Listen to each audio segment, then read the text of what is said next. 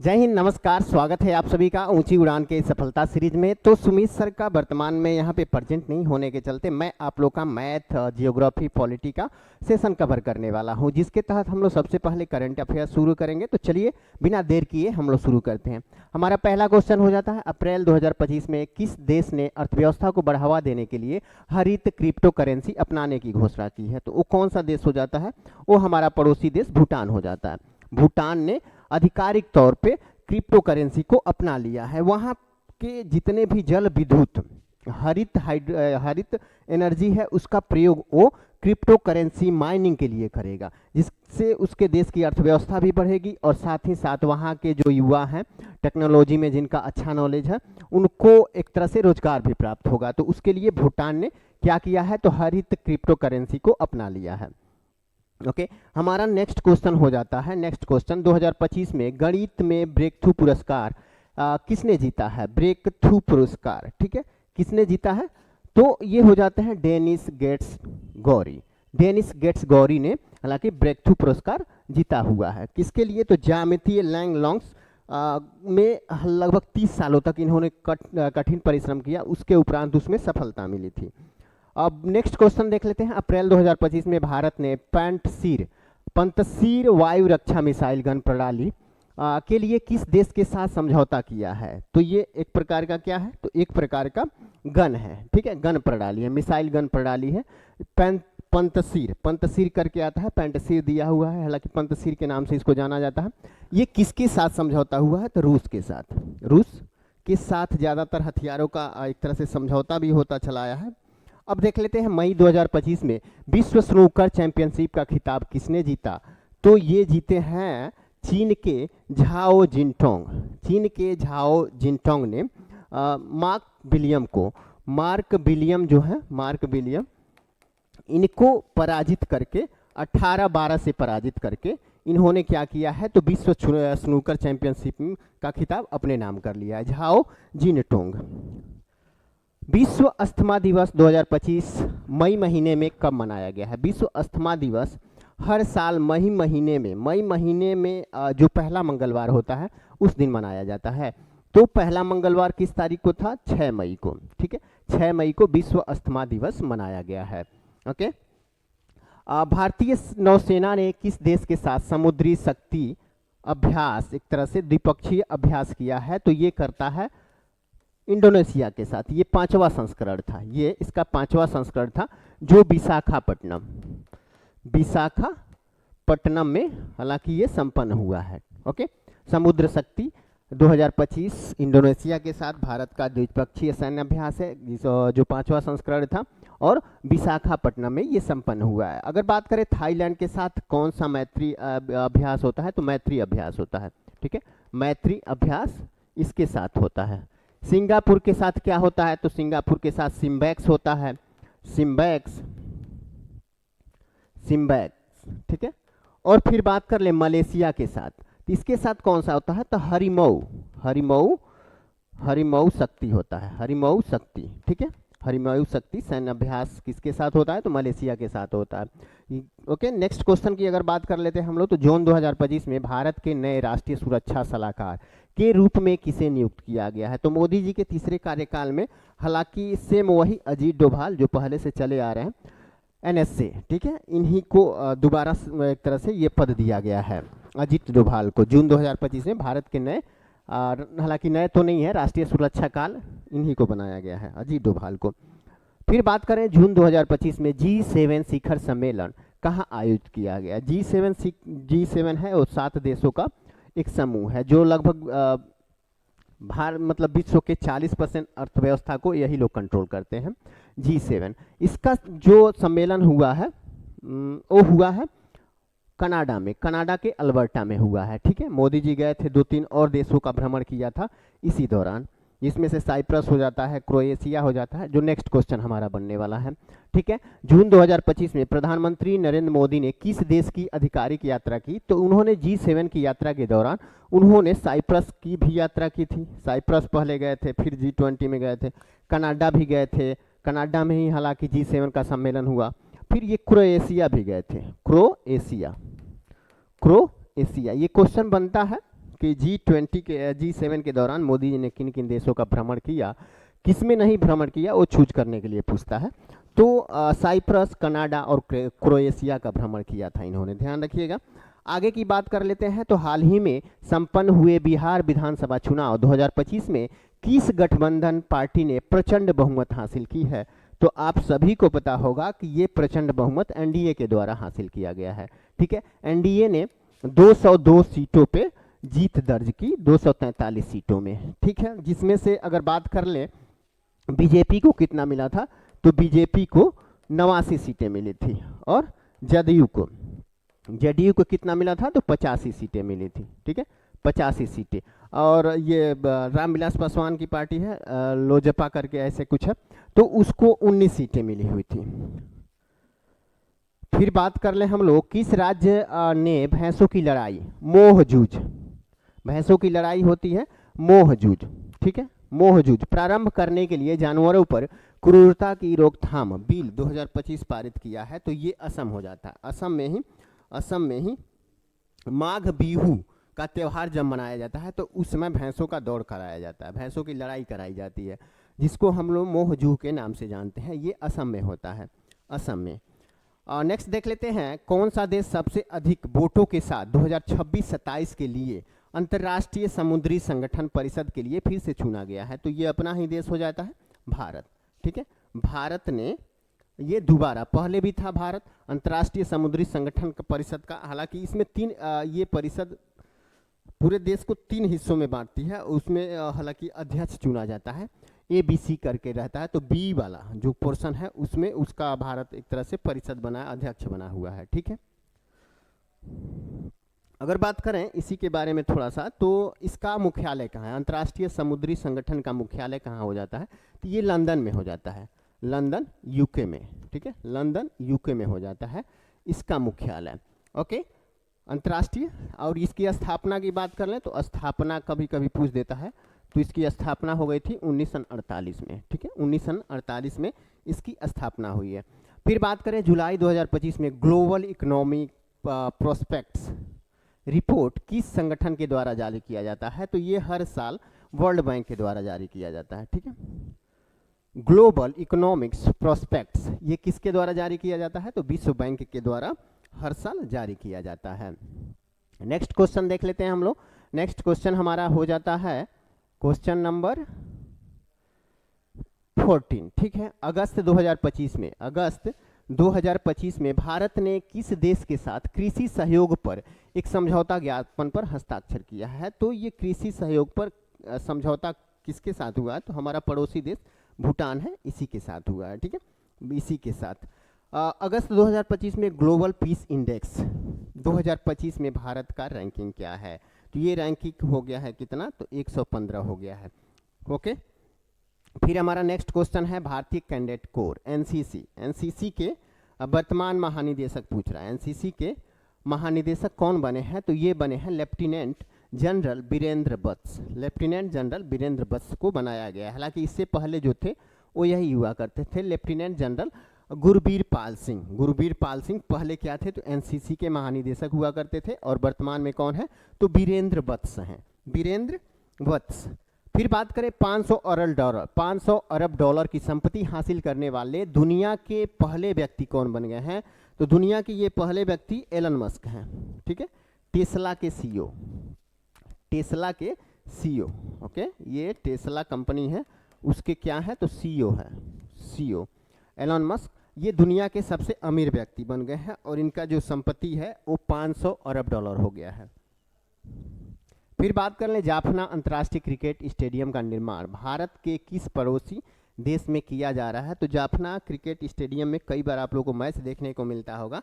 ये किस देश में है? तो ये है श्रीलंका में। तो भारत के सहयोग से फिर से इसका पुनर्निर्माण किया जा रहा है। हाल ही में किस राज्य में स्थित सिरपुर को यूनेस्को वर्ल्ड हेरिटेज टैग प्रदान करने की कोशिश की जा रही है? ये कहाँ पे है? ये छत्तीसगढ़ में है। ठीक है, छत्तीसगढ़ में जो सिरपुर है उसको यूनेस्को में शामिल करने की बात की जा रही है। ओके, छत्तीसगढ़। नेक्स्ट क्वेश्चन बात कर लें तो बिहार के किस विश्वविद्यालय को हाल ही में NAAC ग्रेड ए प्राप्त हुआ है, तो ये हालांकि पहले से ही प्राप्त है पाटलिपुत्रा विश्वविद्यालय को। पाटलिपुत्रा विश्वविद्यालय जो पटना में है, इसको पहले से ही प्राप्त हुआ है। नेक्स्ट क्वेश्चन हमारा हो जाता है, सितंबर के आसपास गर्मियों और पतझड़ के महीने के दौरान उत्तरी गोलार्ध में सबसे स्पष्ट रूप से देखा जा सकने वाला एक विशिष्ट क्रॉस आकार का तारामंडल की बात किया जा रहा है। ये कौन सा हो जाता है? तो जो सिग्नस है, सिग्नस, इसको उत्तरी क्रॉस के नाम से भी जानते हैं, उत्तरी क्रॉस के नाम से भी जानते हैं। ये इसी आकार का, क्रॉस आकार का अपना रूप धारण करता है, खास करके गर्मी और पतझड़ के महीने में, सितंबर के महीने में, ठीक है। क्रॉस आकार का, क्रॉस आकार का, तो कौन सा हो जाता है? सिग्नस हो जाता है, सिग्नस। ये सप्तमर्षि तो हालांकि इसका कोई ये करछुल टाइप के आकार का होता है, ठीक है। और ये घोड़ाकार, घोड़ा के आकार का पेगासस जो होता है उस टाइप का होता है। फिर बात करें जमी हुई गैसों, चट्टान और धूल के, जमी हुई गैसों, चट्टान और धूल के ब्रह्मांडीय हिमगोलों को सूर्य की परिक्रमा करते हैं। इनको क्या कहते हैं? तो इनको हम लोग धूमकेतु के नाम से जानते हैं। जो बर्फीले होते हैं, चट्टान होते हैं, उनके साथ धूल कण भी होता है, ठीक है। ये साथ में परिक्रमा करते रहते हैं सूर्य का, तो उसको धूमकेतु कहते हैं, धूमकेतु, ठीक है, धूमकेतु। उल्का पिंड की बात कर लें तो उल्का पिंड जो जलता हुआ कहते हैं, जलता हुआ तारा है ना, जो रात में अक्सर एक जगह से दूसरे जगह जा चमकते हुए दिखाई देता है और अचानक लुप्त हो जाता है, उसको कहते हैं। और तारा तो हालांकि सूर्य जो और अन्य तारे हैं वो तो तारे में ही आते हैं। आर्कटिक वृत्त और उत्तरी वृत्त के बीच, आर्कटिक वृत्त, ठीक है, ये हो जाता है आर्कटिक वृत्त, ये वाला हिस्सा, ठीक है। आर्कटिक वृत्त और उत्तरी ध्रुव के बीच के क्षेत्र को क्या कहा जाता है? उत्तरी ध्रुव तो ये हो जाता है और आर्कटिक वृत्त ये हो जाता है, तो ये तो ठंडे प्रदेशों में पड़ते हैं, ठीक है। इसको किस नाम से जानते हैं हम लोग? तो ये तो शीत कटिबंध के अंतर्गत आ जाते हैं, शीत कटिबंध। अगर उष्ण कटिबंध की बात कर लें तो उष्ण कटिबंध में कौन आता है? तो बीच से जो विषुवत रेखा है, और ये एक जाता है कर्क रेखा और एक जाता है मकर रेखा। तो कर्क रेखा, ये तो कर्क रेखा हो गया, और ये नीचे वाला मकर रेखा हो गया, मकर रेखा हो गया। कर्क रेखा और मकर रेखा के बीच का जो हिस्सा है, इसको हम किस नाम से जानते हैं? तो उष्ण कटिबंध के नाम से जानते हैं, उष्ण कटिबंध। और उत्तरी शीतोष्ण कटिबंध क्या हो जाता है? तो उत्तरी शीतोष्ण कटिबंध होगा ना, इधर देखिएगा, ये जो है, ये आर्कटिक वृत्त जो है ओ, और ये कर्क रेखा, इन दोनों के बीच का हिस्सा जो है उसको हम किस नाम से जानते हैं? तो उत्तरी शीतोष्ण कटिबंध के नाम से जानते हैं। वहीं मकर रेखा और नीचे का जो है दक्षिणी वृत्त के, एक तरह से इसको अंटार्कटिक वृत्त के नाम से जानते हैं, अंटार्कटिक वृत्त। तो अंटार्कटिक वृत्त और मकर रेखा के बीच का जो हिस्सा है उसको हम किस नाम से जानते हैं? दक्षिणी शीतोष्ण कटिबंध, दक्षिणी शीतोष्ण कटिबंध। नेक्स्ट क्वेश्चन देख लेते हैं, निम्नलिखित में से कौन सा गर्म जलधारा है? वार्म करंट की बात किया जा रहा है, तो गर्म जलधारा कौन सा हो जाता है? तो जो गल्फ स्ट्रीम है, गल्फ स्ट्रीम, ये एक गर्म जलधारा है। लेब्राडोर, कैनारी और फॉकलैंड ये सब ठंडी जलधारा है, लेकिन गल्फ स्ट्रीम क्या है? तो एक गर्म जलधारा है, गर्म जलधारा। खास करके ये मैक्सिको की खाड़ी में उत्पन्न होता है, मैक्सिको के खाड़ी में ये उत्पन्न होता है, और अमेरिका का जो पूर्वी हिस्सा है और यूरोप का जो पश्चिमी हिस्सा है उसको मुख्य तौर पे ये प्रभावित करता है। लूनी नदी किस राज्य समूह में बहती है? तो लूनी नदी जो है वो बहती है राजस्थान और गुजरात में। कहाँ है? तो ये हो गया, ठीक है। लूनी नदी राजस्थान और गुजरात में ये बहती है, ठीक है, राजस्थान और गुजरात में। ये अरावली श्रेणी से निकलती है लूनी नदी और कच्छ के रण में जाके ये समाप्त हो जाती है। तो इसको अंतर्देशीय नदी भी कहा जाता है। भारत का मात्र एक और एक अंतर्देशीय नदी है, वो लूनी नदी ही है, ठीक है, ध्यान रखिएगा। अंतर्देशीय नदी मात्र और मात्र एक है, लूनी नदी, जो कहाँ से निकलती है? अरावली पर्वत, अरावली श्रेणी से निकलती है और जाके कच्छ के रण, गुजरात में ये एक तरह से लुप्त हो जाती है, जो दोनों राज्यों को कवर करती है, राजस्थान और गुजरात को।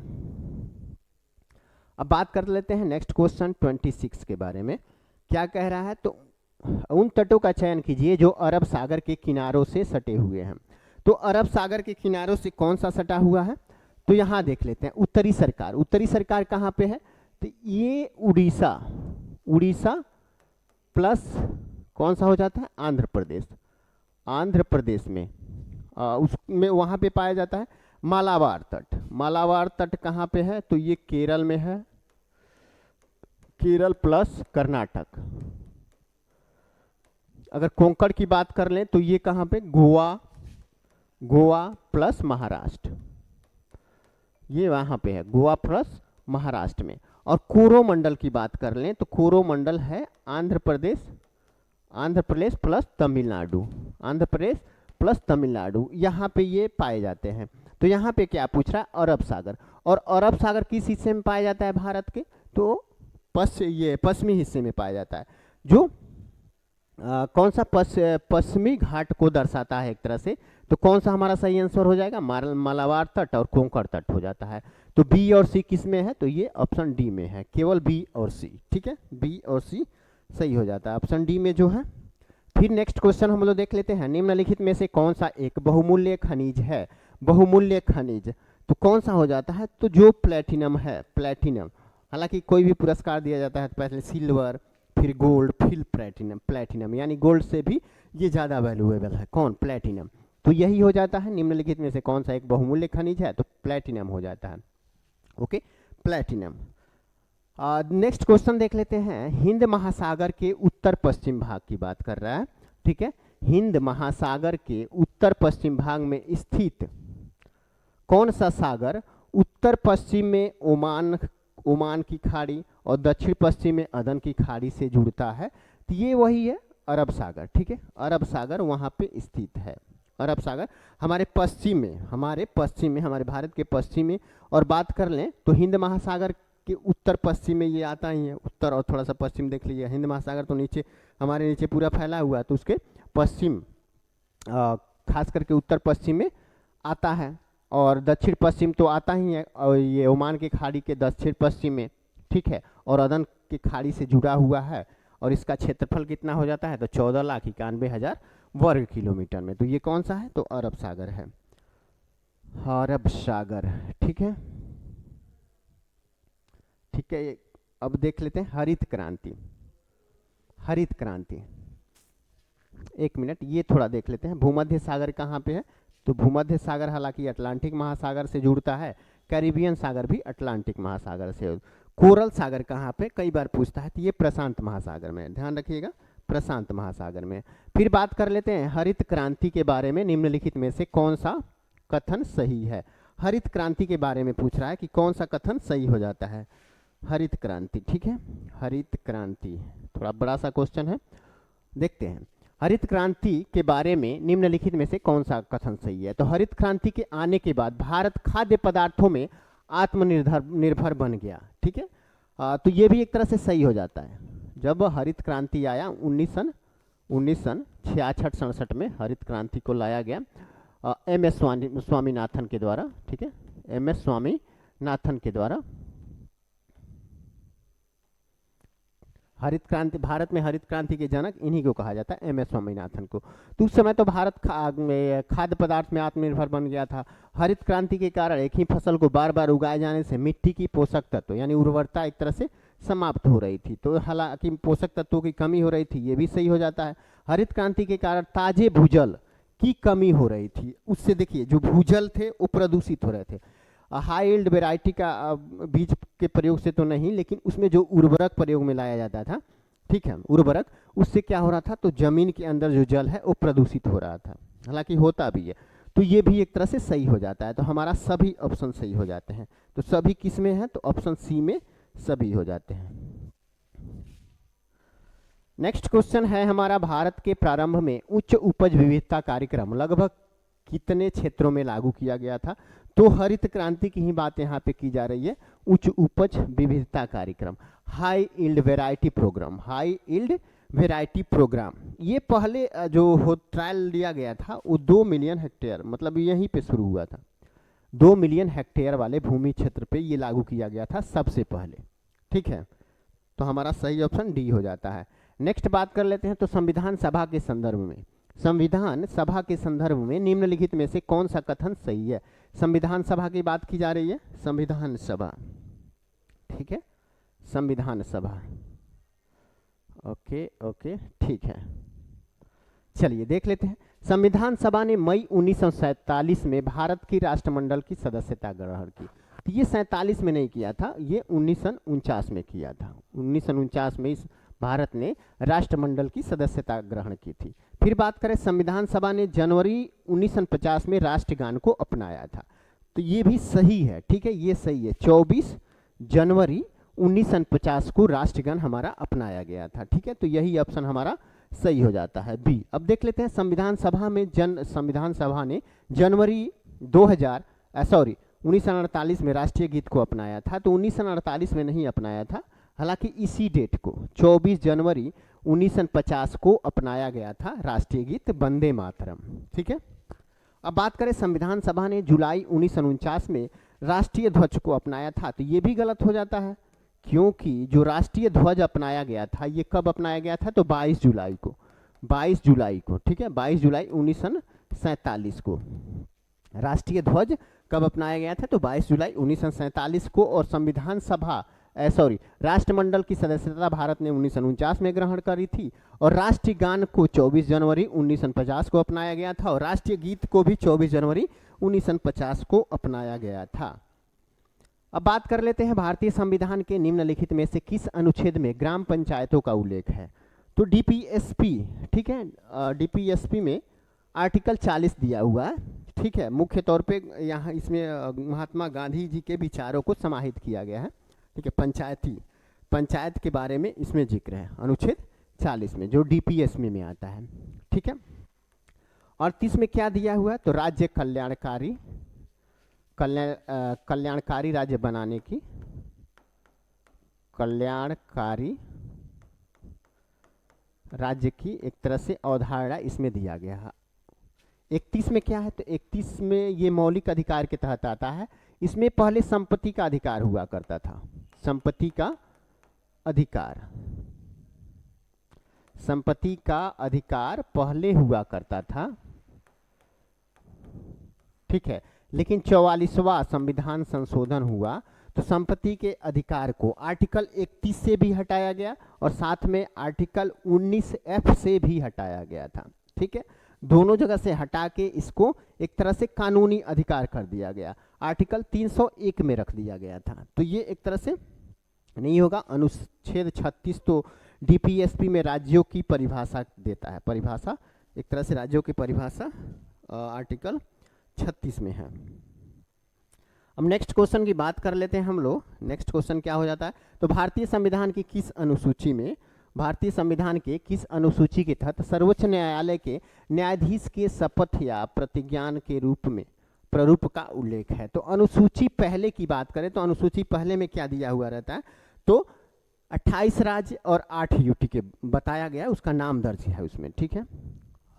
तो पहली अनुसूची में क्या हो जाता है? 28 राज्य और यूटी के बारे में दिया हुआ है, राज्य प्लस यूटी के बारे में, कि हमारे भारत में 28 राज्य कौन कौन से हैं उसका नाम दिया हुआ है, और फिर यूटी जो है उसके बारे में दिया हुआ। दूसरा में क्या दिया हुआ? तो इसमें वेतन भत्ते के बारे में दिया हुआ है। वेतन प्रधानमंत्री, राष्ट्रपति, उप प्रधानमंत्री, उपराष्ट्रपति, इन सब के मुख्य न्यायाधीश, इन सब के वेतन प्लस भत्ते, इन सब के बारे में दिया हुआ है। तीसरे में शपथ ग्रहण की बात की गई है। अनुसूची तीसरे में क्या है? तो शपथ ग्रहण, शपथ प्रधानमंत्री, राष्ट्रपति, इन सब की शपथ ग्रहण के बारे में बात की गई है, किसमें? तीसरे में। और चौथे में क्या है? तो अनुसूची चौथे में क्या दिया हुआ? तो राज्यसभा के सीटों का आवंटन, उसके बारे में दिया गया है कि किस राज्य को कितने राज्यसभा सीटों की आवंटन किस आधार पर की जाएगी, उन सब के बारे में चौथी अनुसूची में वर्णन मिलता है। फिर बात कर लेते हैं, तो निम्नलिखित में से किस अनुच्छेद में दोहरे दंड के बारे में बताया गया है? दोहरे दंड के बताया गया है जिसके अनुसार किसी भी व्यक्ति पर एक ही अपराध के लिए एक से अधिक बार मुकदमा नहीं चलाया जा सकता और न उसे दंडित किया जा सकता है। तो ये किस में आ जाता है? तो ये आ जाता है आर्टिकल 20 के 2 में, ठीक है। आर्टिकल 20 के 2 में ये जिक्र है, ओके। आर्टिकल 20 के 2 में इसका जिक्र है, ओके। एक मूवी इस पे बनी हुई है जिसमें क्या अमिताभ बच्चन की शायद है। उसमें क्या होता है कि वो किसी विलेन को मार दे, मतलब ऐसे उसके मौत के कारण उसको सजा हो जाती है। उसके उपरांत क्या होता है, बाद में पाया जाता है कि वो विलेन जिंदा है। ठीक है, अभी वो तो हालांकि जेल में जाके उतना सजा काट चुका होता है। उसके उपरांत क्या होता है, तब पता चलता है कि हाँ वो विलेन जिंदा है। फिर अमिताभ बच्चन उसको मारता है और हालांकि दोबारा उसको सजा होती है, लेकिन नियम के अनुसार उसको सजा नहीं होना चाहिए था। ओके, नहीं होना चाहिए था। तो ये ऑप्शन क्या हो जाता है, ऑप्शन सी सही हो जाता है। इसमें सब आर्टिकल 19 में तो अभिव्यक्ति की स्वतंत्रता है, 1A में 19(1)(a) में खास करके किसका है, तो अभिव्यक्ति की स्वतंत्रता दिया हुआ है। अभिव्यक्ति, अभिव्यक्ति की बात कर लें, अभिव्यक्ति की स्वतंत्रता, या फिर बात कर लें प्रेस की स्वतंत्रता, वो सब इसी में समाहित है। 21(2) में तो कुछ नहीं है, लेकिन 21 में क्या है, तो निजता का अधिकार आ जाता है। निजता का अधिकार, ठीक है, निजता, निजता से संबंधित अधिकार इसमें आ जाते हैं। ओके, नेक्स्ट क्वेश्चन की बात कर लें हम लोग, तो भारतीय संविधान के किस भाग में संघीय कार्यपालिका का प्रावधान है। तो संघीय कार्यपालिका का प्रावधान किस में है, तो संघ के बारे में किस में दिया हुआ है, तो भाग 5 में दिया हुआ है। ठीक है, भाग 5 में आर्टिकल 52 से लेके 151 तक संघ के बारे में ही दिया हुआ है। भाग 3 में क्या है, भाग 3 में क्या है, तो मौलिक अधिकार है, फंडामेंटल राइट्स दिए हुए हैं। भाग 4 में क्या है, तो डीपीएसपी है, राज्य के नीति निर्देशकता। तो ठीक है, और भाग 6 में क्या है, तो राज्यों के बारे में दिया हुआ है, राज्य, 5 में संघ और 6 में राज्य, इसके बारे में दिया हुआ है।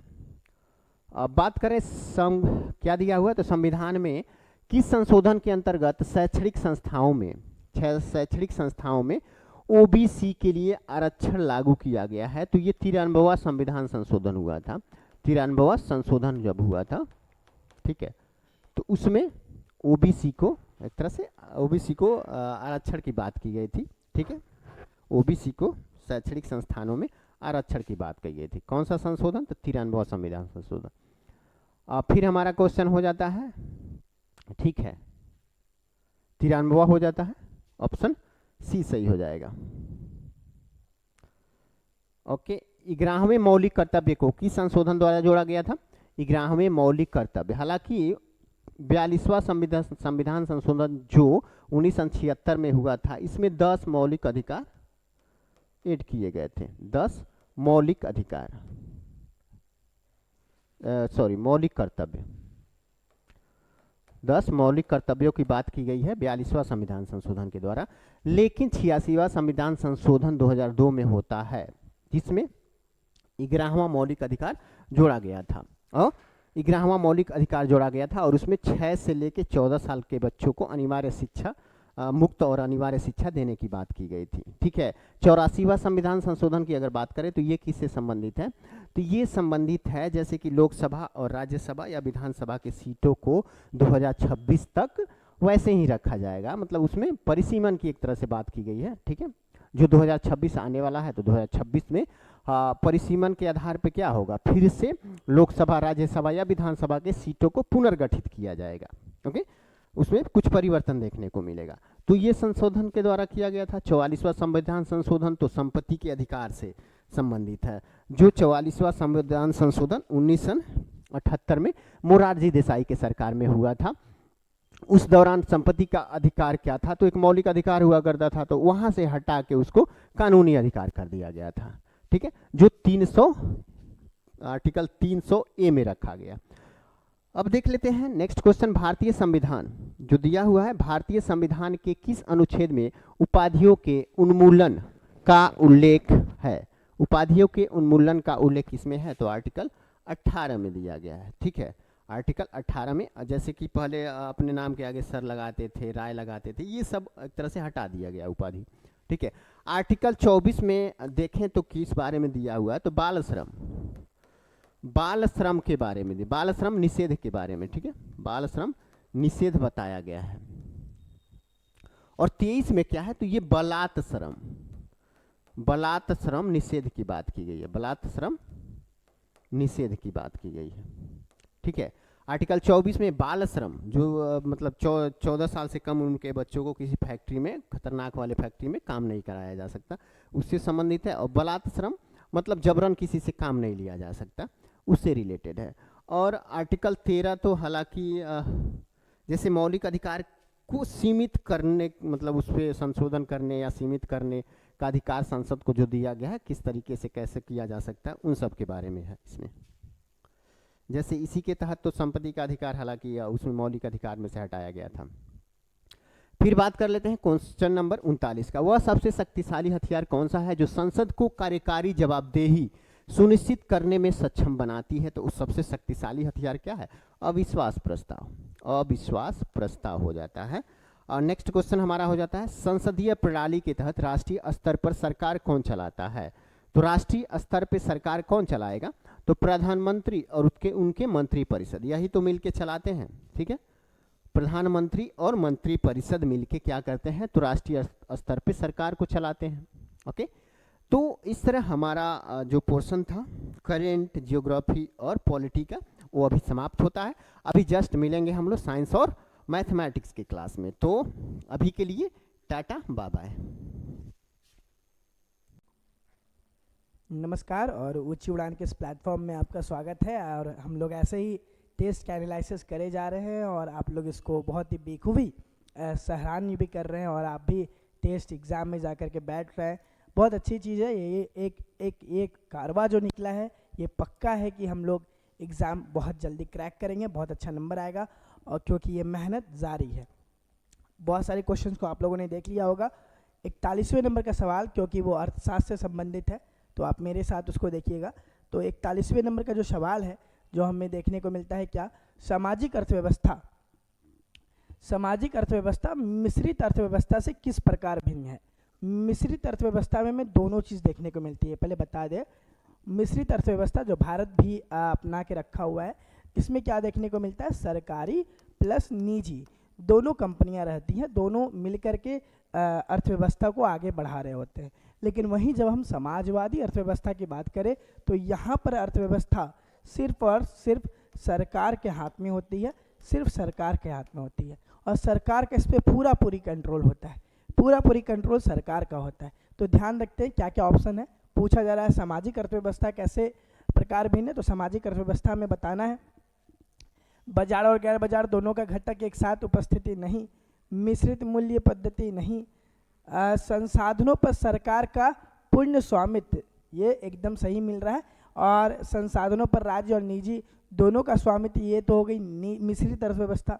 यहाँ पूछा जा रहा है सामाजिक अर्थव्यवस्था कैसे भिन्न है, बताना है सामाजिक अर्थव्यवस्था को। तो हमारा आंसर क्या होगा? हमारा आंसर होगा सी नंबर, क्योंकि संसाधनों पर सरकार का पूर्ण स्वामित्व, मतलब सरकार का पूरी कंट्रोल है अर्थव्यवस्था के ऊपर, उसी को हम लोग सामाजिक अर्थव्यवस्था कह के पुकारते हैं। घरेलू शुद्ध घरेलू उत्पाद, जिसको एनडीपी कहते हैं, वो कैसे प्राप्त किया जाता है? उसकी एक फॉर्मूला होती है, उसको हम लोग कैसे प्राप्त करते हैं? सकल राष्ट्र उत्पाद में मूल्य ह्रास घटाकर नहीं ये जो है सकल घरेलू उत्पाद पे मूल्य ह्रास घटा करके हम लोग पता करते हैं। तो कहाँ पर है? सकल घरेलू उत्पाद में मूल्य ह्रास घटाकर, यहाँ पे भी राष्ट्र लिखा हुआ है, सकल घरेलू उत्पाद में मूल्य ह्रास घटाकर। ध्यान रखना है, इसमें घटाना पड़ता है ना कि जोड़ना पड़ता है। दो ए और सी में कन्फ्यूज़न होगा, लेकिन ध्यान रखना है सकल घरेलू उत्पाद मतलब जीडीपी में हम लोग जब मूल्य ह्रास को घटाएंगे तब हमारा क्या निकलेगा? तब हमारा एनडीपी शुद्ध घरेलू उत्पाद निकलेगा। ठीक है, तो इसका राइट आंसर क्या होगा? सी नंबर इसका राइट आंसर होगा। आगे बढ़ते हैं। भारत के सकल घरेलू उत्पाद में नीचे दिए गए भिन्न क्षेत्रों के योगदान का कौन सा सही हास्यमान क्रम है? कौन सा हास्यमान क्रम है? देखिए, सेवा उद्योग कृषि, सेवा कृषि उद्योग। फिर से, भारत में सकल घरेलू उत्पाद में नीचे दिए गए भिन्न क्षेत्रों के योगदान का कौन सा सही, ये है कौन सा सही बताना है योगदान में, सकल घरेलू उत्पाद के योगदान में। उद्योग सेवा कृषि या उद्योग कृषि और हमारा सेवा, सेवा होगा। ठीक है, सेवा नहीं, सेवा। ठीक है तो देखिए, सेवा उद्योग और कृषि, अभी हमें क्या देखने को मिलता है? सही अगर हमारा ये रहे तो वो सेवा उद्योग और कृषि है। ठीक है, तो भारत में सकल घरेलू उत्पाद सेवा, उद्योग व कृषि है। तो इसका राइट आंसर क्या होगा? ए नंबर इसका राइट आंसर होगा। निम्नलिखित में से कौन सा एक सूचांक भारत में निर्धनता की प्रवृत्ति की माप के लिए सबसे बड़ा उपयुक्त है? मानव विकास सूचांक, कौन सा सूचांक है बताना है। मानव विकास सूचांक, लिंग बहु समानता सूचांक, या मानव गरीबी सूचांक, या बहुआयामी गरीबी सूचांक। हमारे यहाँ गरीबी बहुत ज़्यादा देखने को मिलता है, तो बहुआयामी गरीबी सूचांक हमारे लिए बहुत बड़ा निर्धनता की प्रवृत्ति को बताता है, तो बहुआयामी गरीबी सूचांक होगा। इसका राइट आंसर डी नंबर होगा। ठीक है, बड़ा इजी सवाल था। भारत में मुद्रास्फीति दर मापने के लिए किस आधार पर मापा जाता है? उपभोक्ता मूल्य सूचांक पर या थोक मूल्य सूचांक पर?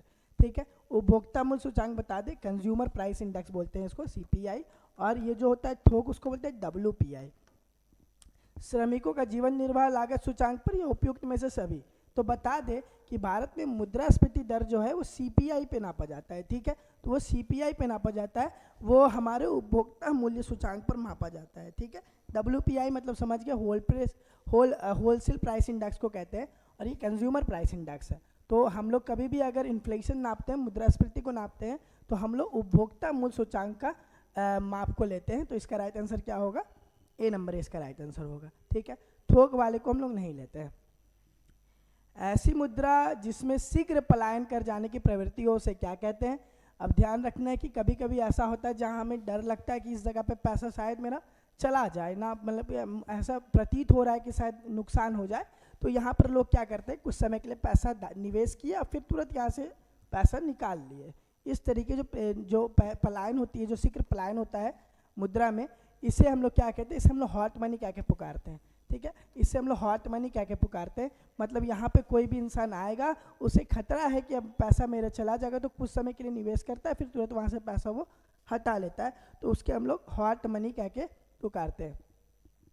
भारत में राष्ट्र आय की गणना में एक समस्या है, अल्प रोजगार, मुद्रास्फीति, बचत का निम्न स्तर या असंगठित क्षेत्र। तो ध्यान रखना है कि भारत में जब राष्ट्र आय की जाती है तो उसमें जो बहुत बड़ा जो समस्या सामने आता है वो है बेरोजगारी का। तो इसमें ध्यान रखना है अल्प रोजगार का, क्योंकि यहाँ पर ये बहुत बड़ा मुद्दा बन जाता है। तो जब राष्ट्र आय की गणना की जाती है तब अल्प रोजगार हमें बहुत देखने को मिलते हैं। ठीक है, तो इसका राइट आंसर क्या होगा? ए नंबर इसका राइट आंसर होगा, अल्प रोजगार।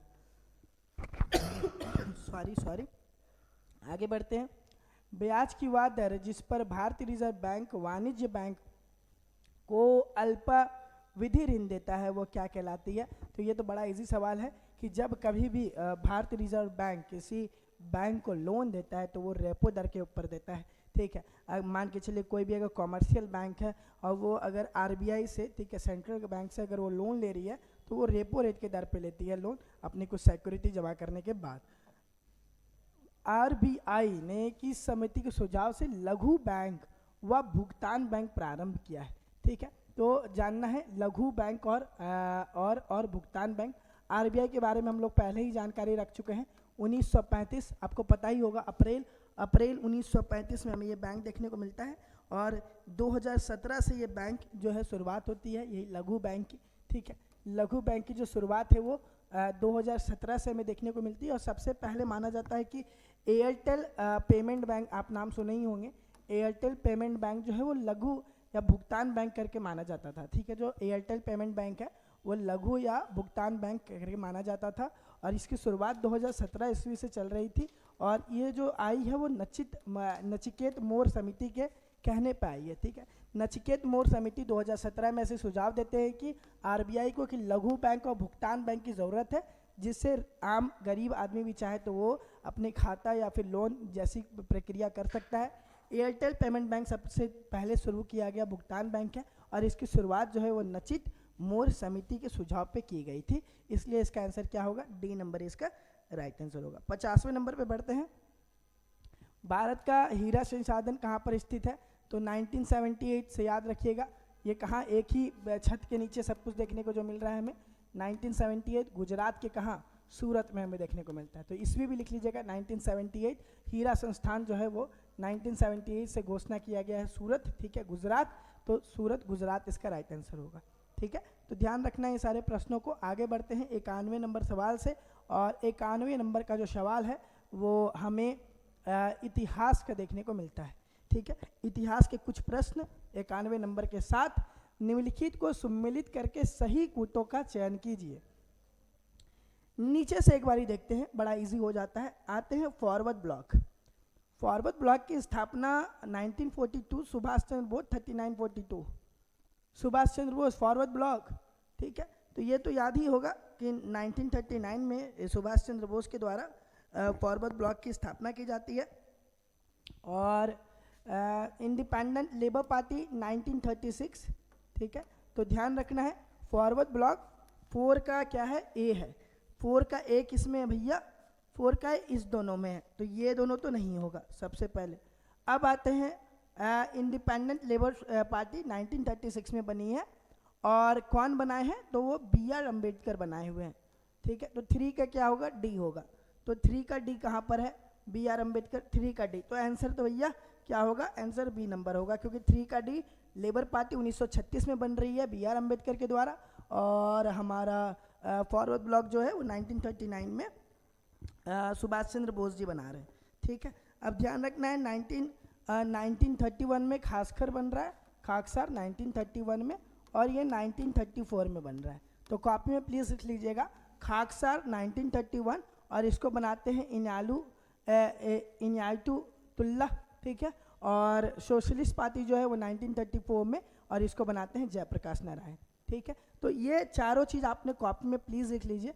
कल दिन कभी भी सवाल बनता है तो ये बहुत ही इंपॉर्टेंट हो जाएगा कि सोशलिस्ट पार्टी किनके द्वारा बनाया गया और कब बनाया गया। 1934 में कौन बनाए हैं, तो वो जयप्रकाश, और खासकर किसके द्वारा बनाया गया है, कब बनाया गया है, 1931 में।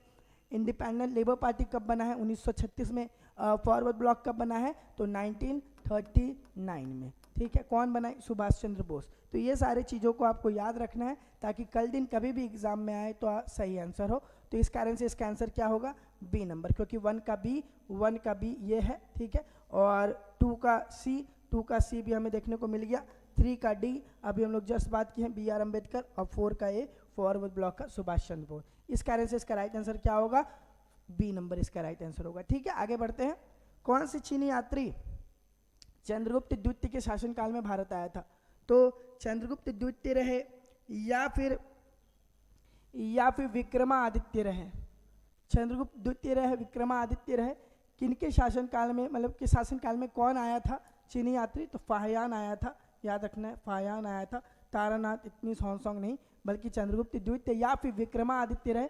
दोनों में आंसर आपका क्या हो जाएगा, विक्रमादित्य, क्योंकि इनका नाम विक्रमादित्य था, और विक्रमादित्य या चंद्रगुप्त द्वितीय इनके शासनकाल में फाहियान आया था। डी नंबर उसका राइट आंसर होगा। दक्षिण अफ्रीका में प्रवास के दौरान महात्मा गांधी ने कौन सी पत्रिका प्रकाशित की थी, तो बता दे ये प्रकाशित 1904 में हुआ था, और लगभग 1915 तक ये बहुत बहुत बहुत नाम कमाया था। 1904 में इसकी स्थापना, मतलब इसको बनाया गया था इस पत्रिका को, और 1915 तक अफ्रीका के अलग अलग भागों में बहुत ज़्यादा प्रभावित रहा था ये। और इस जो पत्रिका है इसका नाम है द इंडियन ओलंपियन। ठीक है, द इंडियन ओलंपियन या इंडियन ओलंपियन। ठीक है, ये पत्रिका थी, और इसमें भेदभाव, जो अफ्रीका में जो भेदभाव हो रहा है, इन सबसे संबंधित बातों को गांधी जी ने खुलकर रखा था। ठीक है, तो इसका राइट आंसर क्या होगा, बी नंबर इसका राइट आंसर होगा। निम्नलिखित में से सत्यशोधक समाज के संस्थापक कौन थे, तो सत्यशोधक समाज के संस्थापक महात्मा गांधी, दयानंद सरस्वती, ज्योतिबा फूले, राजा राम मोहन रॉय। तो ये तो बड़ा ही ईजी हो गया कि सत्यशोधक समाज की जो स्थापना है वो ज्योतिबा फूले के द्वारा किया जाएगा 1873 में। दयानंद सरस्वती तो आपकी आर्य समाज की स्थापना करते हैं, तो इसका राइट आंसर क्या होगा, ज्योतिबा फूले 1873 में इसकी स्थापना करते हैं। ठीक है, तो ज्योतिबा फूले 1873 में स्थापना करते हैं सत्यशोधक समाज की, और यहाँ पर फिर महिलाओं को पढ़ाना और उनके लिए स्कूल खोले गए, और मिल करके ये और ज्योतिबा फूले ने मिलके बहुत ज़्यादा काम किया है। ठीक है, सावित्रीबाई फुले, ज्योतिबा फुले बहुत मिल करके काम करते हुए नजर आए। तो सत्यशोधक समाज 1873 सितंबर 1873 एक्चुअल में, ठीक है, 24 सितंबर 1873 में इसकी स्थापना की गई थी। तो प्लीज़ कॉपी में लिख लीजिएगा 24 सितंबर 1873 सत्यशोधक समाज ज्योतिबा फुले। निम्नलिखित में से किस युग के दौरान भारत में शुतुरमुर्ग पाए गए हैं? तो ये बता दीजिए, हमें पूरा पाषाण काल से देखने को मिलता है। ठीक है, ये हमें पूरा पाषाण काल से देखने को मिलता है। देखिए, पाषाण काल भी 3 भागों में वर्गीकृत किया गया है, पता होगा। एक पूरा पाषाण काल, एक मध्य पाषाण काल, एक नव पाषाण काल। ठीक है, पूरा पाषाण काल की अवधि बहुत पहले मानी जाती है और माना जाता है मध्य पाषाण काल के अंत आते आते हम लोगों ने कृषि करना सीखा था और नव पाषाण काल आते आते हमने औजार वगैरह बनाना शुरू कर दिया था। तो ध्यान रखना है, ये लगभग पूरा पाषाण काल से ही शुरू हुआ। हमें शुतुरमुर्ग के अंडे देखने को मिलते हैं जो 2.6 मिलियन साल पहले से लेकर के 10,000 साल पहले का बीच का अवधि है पूरा। तो ये पूरा पाषाण काल के समय हमें देखने को मिल गया है क्या, शुतुरमुर्ग का अंडा भारत में पाया गया है। तो ये आंसर क्या है, पूरा पाषाण काल। ठीक है, पूरा पाषाण काल, मध्य पाषाण काल नहीं, पूरा पाषाण काल। और अगर यही ऑप्शन में रहता कांस्य युग, लौह युग, हड़प्पा या पाषाण, तब आंसर क्या हो जाता, पाषाण काल। ठीक है, लेकिन अभी आंसर तोड़ के दिया है, पूरा पाषाण, मध्य पाषाण, नव पाषाण। तो क्या होगा, सबसे पहले वाला पाषाण काल, पूरा पाषाण काल। आते हैं पूर्व मीमांसा स्कूल ऑफ फिलॉसफी की स्थापना प्राचीन भारत में किनके द्वारा की गई है? तो बता दिए, व्यास के शिष्य थे जिनका नाम था जैमिनी। ठीक है, जैमिनी के द्वारा किया गया है। तो कल दिन अगर ये सवाल बनता है कि व्यास के शिष्य कौन है, तो ये भी बताना है कि वो जैमिनी है। ठीक है, व्यास के जो शिष्य हैं, यहाँ जो ऑप्शन है ये नंबर व्यास के शिष्य हैं जैमिनी, और इन्होंने कर्मकांड, ठीक है, कर्मकांड और वेदों की अनुष्ठान के बारे में पूरी पूर्व मीमांसा स्कूल ऑफ फिलॉसफी में बताने का कार्य किया है। तो ध्यान रखना है, यहाँ पर आंसर क्या होगा, इसका आंसर होगा जैमिनी। ठीक है, इसका आंसर होगा जैमिनी। आगे बढ़ते हैं, बौद्ध वास्तुकला में निम्नलिखित में से कौन सा एक ध्यान कक्ष और भिक्षुओं के रहने का स्थान था? तो बता दें कि बौद्ध से संबंधित बहुत सारी चीज़ें, स्तूप के बारे में आपको पता ही है, चैत्यगृह भी होता है। ठीक है, स्तूप तो आप जान ही रहे हैं क्या होता है, लेकिन एक ऐसा कक्ष जहाँ पर लोग जाया करते थे और जाके अध्ययन किया करते थे, मेडिटेशन किया करते थे। उस जगह को जहाँ बौद्ध भिक्षु लोग सब कोई जाते थे और एकाग्र होकर के ध्यान कक्ष बनाए रखे थे, जहाँ पे ध्यान लगाया करते थे, उसे विहार करके पुकारा जाता था। ठीक है, उसे विहार करके पुकारा जाता था। इसका आंसर क्या होगा, ए नंबर विहार होगा, जिसको फिर आगे चल के बहुत सारे लोगों ने मिलके तोड़ने का भी कार्य किया है, हम लोग उनके बारे में जानते हैं। आगे बढ़ते हैं, दिल्ली का वह सुल्तान कौन था जिसकी घोड़े से गिरने से लगी चोटों के कारण मृत्यु हो गई? तो बता दे, वो घोड़े में बैठ के पोलो गेम खेल रहे थे। ठीक है, पोलो गेम खेल रहे थे। पोलो गेम पता ही होगा, घोड़ा के ऊपर बैठ के एक लाठी से वो मारना पड़ता है बॉल को, और फिर बॉल जो है वो गड्ढे के अंदर गिर जाती है। तो वही वो गेम खेल रहे थे और उसी के समय में उनकी 1210 ईस्वी में मौत हो जाती है। और वो कोई और नहीं, वो हमारे कुतुबुद्दीन ऐबक है। और उसके बाद राजगद्दी पे कौन बैठते हैं, इल्तुतमिश बैठते हैं। तो 1206 से जो ये बना हुआ एक जो वंश चल रहा था, मामलुक वंश, जिसको गुलाम वंश कह के भी पुकारते हैं, उसमें जो हमारे कुतुबुद्दीन ऐबक हैं, उनकी 1210 ईस्वी में पोलो खेलते खेलते घोड़े से गिरने से मौत हो जाती है। तो ध्यान रखना, कुतुबुद्दीन ऐबक उसका राइट आंसर होगा। बहुत ईजी सवाल है, जो पहले भी कभी एक बार भी हिस्ट्री पढ़े होंगे उनसे भी ये आंसर सही हो गया होगा। 1310 ईस्वी की तरफ हम लोग बढ़ रहे हैं। 1310 ईस्वी की कहानी है ये, कि दक्षिण भारत में सैन्य अभियान शुरू करने वाला दिल्ली सल्तनत का पहला सुल्तान कौन था? 1309-10 मलिक काफूर। ठीक है, दक्षिण में जाकर के जब दक्षिण के क्षेत्र में यहाँ पर पूरी दिल्ली सल्तनत का राज चल रहा था, और दक्षिण में विजयनगर साम्राज्य, अहमदनगर, ये सब वर्चस्व बहुत ज़्यादा नाम कमा रहे थे। तभी टाइम अलाउद्दीन खिलजी के द्वारा मलिक काफूर को 1309 और 1310 ईस्वी में यहाँ पे सैन्य अभियान के लिए भेजा गया है। तो सबसे पहले दक्षिणी अभियान में कौन गए हैं, तो कौन किनके द्वारा शुरुआत की गई है? तो अलाउद्दीन खिलजी के द्वारा उनकी शुरुआत की गई है। ठीक है, उसका राइट आंसर क्या होगा? अलाउद्दीन खिलजी। अनेक वर्षों तक भटकने के बाद बाबर ने सन 10 में काबुल पर कब्जा कर लिया। बता दें बाबर का जन्म जो है उज्बेकिस्तान में हुआ है, ठीक है, ख्वारिज में उज्बेकिस्तान में हुआ है। और बहुत काफ़ी समय भटकने के बाद उन्होंने लोदी वंश को हरा करके, ठीक है, किनको हरा करके, तो लोदी वंश को हरा करके 1504 ईस्वी में कब्जा कर लिया, किस पे, तो काबुल पर, ठीक है। तो ध्यान रखना है 1504 ईस्वी में लोदी वंश को हरा करके बाबर ने कब्जा किया था काबुल को, ठीक है।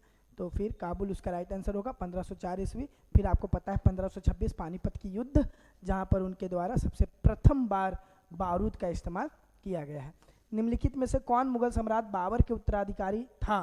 शाहजहां, हुमायूं, जहांगीर या औरंगजेब? तो बड़ा इजी सवाल है, ये हमारा क्या होंगे, ये हमारे हुमायूं होंगे, क्योंकि हुमायूं का भी शासनकाल हमें देखने को मिलता है कि 1502 शासनकाल है इनका, 1540 से लेकर 1530 से लेकर के 40 का, और फिर बीच में ये हार जाते हैं, फिर तो भागते हैं ईरान साइड अपने भाई के पास, और फिर 1555 से लेकर के 56 तक। तो इनका शासनकाल ऐसे ही माना जाता है।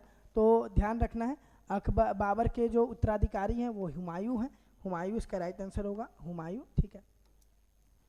निम्नलिखित अधिनियमों या नीतियों ने उन संबंधित वर्षों का मिलान करे जिसमें उन्हें लागू किया गया है। देखते हैं कौन कौन से कानूने हैं। आइए नीचे से करें, अच्छा लगता है। सती प्रथा का उन्मूलन, विलियम बेंटिक के द्वारा सती प्रथा को खत्म किया गया था और कानून पारित की गई थी 1829 ईस्वी में। तो डी का 4 कहाँ पर है? डी का 4, तो चलिए डी का 4 एक यहाँ पर है और एक यहाँ पर है, बाकी इन दोनों जगह डी का 3 है और इसमें डी का 1 है, मतलब ए नंबर और बी नंबर तो भैया नहीं होगा। आते हैं सी का, ऐसे ही बनाते हैं, क्यों? क्योंकि इससे टाइम बड़ा कम लगता है, इसी कारण से। सबसे पहले नीचे देख लिए कि सती प्रथा का उन्मूलन 1829 ईस्वी में हुआ था, बेंटिक के द्वारा ये एक सुधार किया गया था भारत में राजा राम मोहन रॉय के सहयोग के कारण। तो डी का 4 होगा, ये श्योर है। तो डी का 4 यही दो जगह पर है, रुक गए, बाकी डी का 4 हो गए। एक किसी एक में आप कॉन्फिडेंस अपना अपना सकते हैं, ABCD किसी में भी, ठीक है। आते हैं सहायक गठबंधन प्रणाली का परिचय। सहायक गठबंधन वेलेस्ली के द्वारा, ठीक है। तो ये कब आया है? ये 1798 में, ठीक है, 1798 में। चलिए तो क्या है सी का 3, सी का 3 कहाँ है सर? सर सी का 3 कहाँ है? सी का 4, सी का 2, हाँ सी का 3, हाँ सी का 3 यहाँ है सर, ठीक है, सी का 3 हम ऊपर देख रहे थे, सॉरी। और सी का 3 उसमें भी है क्या? ओ हो सी का 3 इसमें भी है, मतलब यहाँ तक तो आंसर नहीं मिल रहा है, दोनों लग रहा होगा। आगे बढ़ते हैं। बंगाल का स्थायी बंदोबस्त, बंगाल में स्थायी बंदोबस्त कॉर्नवालिस के द्वारा शुरू किया गया था 1793 में। बस सीधा सीधी है। बी का 2, बी का 2 कहाँ है सर? तो यहाँ है, चलिए बढ़िया है, मतलब तो अब यही होगा, इसमें बी का 1 है, ये नहीं होगा, तो आंसर हमारा डी ही होगा। और पिट्स इंडिया एक्ट अधिनियम कब आया है? 1784 में। तो इसके कारण से आंसर क्या हो जाएगा हमारा? आंसर हो जाएगा हमारा डी। क्यों? क्योंकि पिट्स इंडिया एक्ट 1784 में आया था, बंगाल पे स्थायी बंदोबस्त 1793 में आया था, सहायक गठबंधन वेलेस्ली के द्वारा 98 में आया था, 1798, और सती प्रथा जो है वो हमारा बेंटिक के द्वारा 1829 में लाया गया था। तो इसका राइट आंसर क्या होगा? डी नंबर इसका राइट आंसर होगा। आगे बढ़ते हैं 63 नंबर पर। 8 अप्रैल 1929 को निम्नलिखित में से किन दो क्रांतिकारियों ने केंद्र विधानसभा में बम फेंका था? तो बता दे कि ये बम फेंकने से मतलब ये नहीं था कि उनकी उद्देश्य थी कि इनको मारना है, पब्लिक सेफ्टी बिल के ऊपर बात हो रहा था और ये लोग गए और जा करके, क्योंकि इनको HSRA पार्टी के बारे में थोड़ा लोगों को बताना था और ये दिखाना था कि हम लोग हाथ पे हाथ दिए बैठे तो नहीं है, आप गलत करेंगे तो हमारी एक पार्टी है HSRA, इनको ये हाईलाइट करना था। तो पब्लिक सेफ्टी बिल के ऊपर बात हो रही थी, ये जाते हैं वहाँ पे केंद्र विधानसभा में, वहाँ जाके बम फेंकने का काम करते हैं। तो ये जो है भगत सिंह और बटुकेश्वर दत्त हैं, और ये यहाँ से भागते नहीं, वहीं खड़े रहते हैं, फिर ये जेल चले जाते हैं। चाहते तो ये भाग सकते थे, लेकिन इनको अपनी पहचान को ये करना था ताकि भारत के सब लोग इनके बारे में जान पाए और सब कोई HSRA टीम के साथ जुड़े। इस कारण से इनके द्वारा ये कर्तव्य किया, एक ऐसा काम किया गया था, खुद को समर्पित करके देश के लिए समर्पित हुए थे ये। तो ध्यान रखना है इस चीज़ों को। आते हैं उसके बाद, बिहार में किस जिले में 2 दिवसीय मिथिला महोत्सव का आयोजन किया जाता है, किया गया है? तो 2 दिवस मिथिला महोत्सव का आयोजन जो है वो सुपौल में किया गया है। तो जो लोग सुपौल में होंगे उनके लिए तो बड़ा इजी सवाल होगा ये, सुपौल इसका राइट आंसर होगा। आगे बढ़ते हैं। वेट, अच्छा मेरा तो ये छूट गया है ना, वेट, उसमें सुपौल नहीं होगा, ठीक है। आते हैं, भारत कम्युनिस्ट पार्टी की स्थापना अक्टूबर 1920 में कहाँ पे हुई थी? तो वो ताशकंद में हुई थी, ठीक है, वो ताशकंद में हुई थी, उज्बेकिस्तान ताशकंद आपको पता होगा। तो अक्टूबर 1920 में जो है वो ताशकंद में हुई थी। बिहार के किस जिले में 2 दिवसीय मिथिला महोत्सव का आयोजन किया गया था? मधुबनी में किया गया था, ठीक है, वो मधुबनी में किया गया था। बिहार और झारखंड के मनरेगा मजदूरों के लिए दैनिक कितनी निर्धारित की गई है? कितना निर्धारित किया गया है दैनिक की ये लोग पैसा देंगे? कितना निर्धारित किया गया है, ठीक है, बिहार और झारखंड के मजदूरों के लिए? बता दें, मनरेगा एक ये है कि आपको रोजगार उतने दिन का मिलेगा, ये कंफर्म करती है हमारी सरकार। और इसमें आंसर क्या होगा? इसमें 255 रुपये वो लोग देने का वादा किए हुए हैं, इसका राइट आंसर 255 होगा। तुतला भवानी मंदिर कहाँ पर स्थित है? तो ये रोहतास जिले में स्थित है, ठीक है, तुतला भवानी मंदिर दुर्गा माँ का मंदिर है, तो ये रोहतास जिले में स्थित है। बिहार का कौन सा जिला अपने मखाना उत्पादन के लिए प्रसिद्ध है, जिसे हाल में जीआई टैग मिला है? मिथिला मखाना, ठीक है, तो ध्यान रखिए ये दरभंगा और मधुबनी क्षेत्र के पास हमें देखने को मिलता है, ठीक है। तो इसका राइट आंसर क्या होगा? बी नंबर इसका राइट आंसर होगा, ठीक।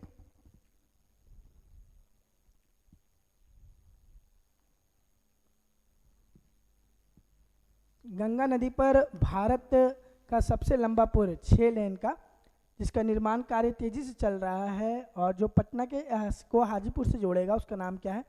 उसका नाम है कच्ची दरगाह बिदुपुर 6 लेन ब्रिज, ठीक है, या गंगा पथ का विस्तार, ये सही नाम रखा गया है इनका, ठीक है। तो इसका राइट आंसर क्या होगा? सी।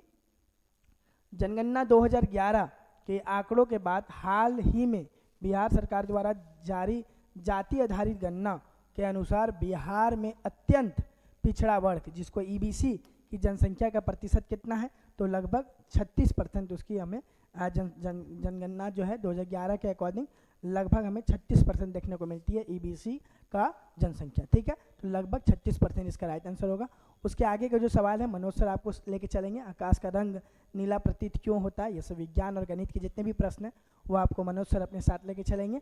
तो आप ऐसे ही टेस्ट देते रहिए और ऊंची उड़ान सफलता वादा के साथ आप जुड़े रहिए। धन्यवाद। हाँ जी, तो अगेन स्वागत है आप सभी का ऊंची उड़ान के इस सफलता सीरीज में। तो चलिए अभी हम लोग कवर करते हैं साइंस और मैथमेटिक्स। इसमें हमारा पहला क्वेश्चन हो जाता है, आकाश का रंग नीला प्रतीत होता है, वो किस कारण से होता है? तो अगर बात करें प्रकाश के विवर्तन का, तो विवर्तन क्या हो जाता है? विवर्तन क्या, सबसे पहले समझते हैं क्या होता है।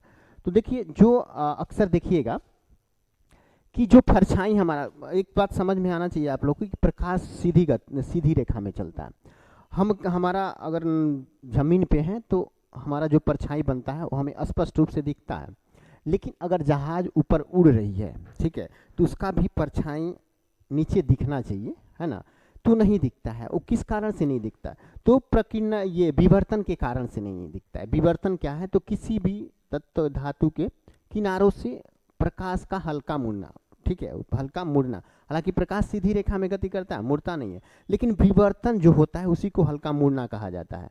तो उसी के कारण क्या होता है?